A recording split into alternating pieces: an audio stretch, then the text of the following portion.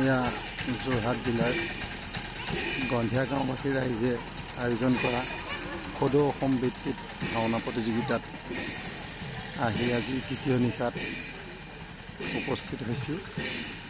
গতিকে ভাবিলোঁ আপোনালোকক অকণমান দেখাওঁ।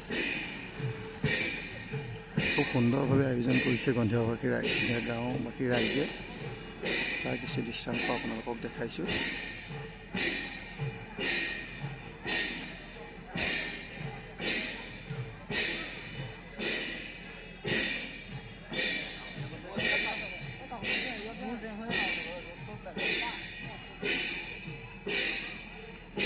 সমূহ ভক্তপ্ৰাণ ৰাইজৰ আগমন ঘটিছে।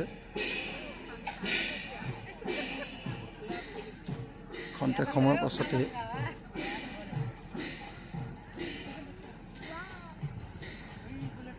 প্ৰথমটো দলে নাটক মঞ্চস্থ কৰিব। তাৰ বাবে সমূহ ভক্তপ্ৰাণ ৰাইজৰ আগমন ঘটিছে। আজি গন্ধিয়া গাঁও সকলো ৰাইজৰ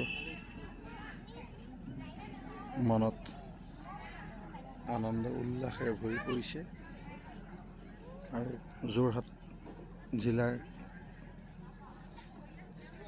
খুব ওচৰতে থকা এখন অতি সুন্দৰ গাঁও গন্ধিয়া গাঁও।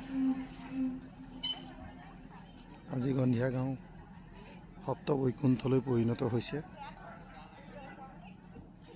আজি ভাওনা সমাৰোহৰ তৃতীয় নিশাৰ এয়া প্ৰথমখনি মহাপুৰুষীয়া নাট। খন্তেক সময়ৰ পাছতে অভিনয় কৰা হ'ব।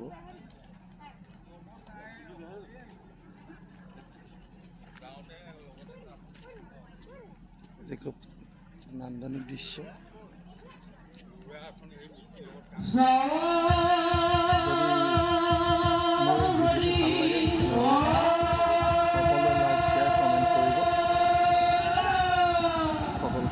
ধন্যবাদ জনাই আজিৰ ভিডিঅ'টি ইমানতে সামৰণি মাৰিছোঁ। ধন্যবাদ।